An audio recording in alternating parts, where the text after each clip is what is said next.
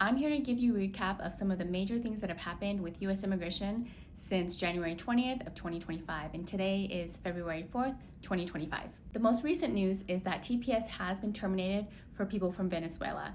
So those who had applied in 2021, they will actually be able to work until September of 2025, but for those who applied in 2023, they will only be able to work until April 4th of 2025. The Department of Homeland Security is planning to revoke the parole processes for people from Chile, Nicaragua, Haiti, and Venezuela. For a few days, the U.S. Embassy in Colombia did stop the processing of U.S. visas, but now they have resumed processing visas again as of January 31st, 2025. Trump talked about sending migrants to Guantanamo Bay for detention, and it looks like the first flights are actually underway. Trump has signed the Laken Riley Act into law, and essentially for people who have been charged with or convicted of shoplifting, larceny, burglary, theft, or assault on a police officer, those people are subject to mandatory detention, which means that they would be taken to jail and cannot be released on bond while they await their immigration court hearings. As part of that act, state attorney generals can also sue the federal government for harm that is caused by their failures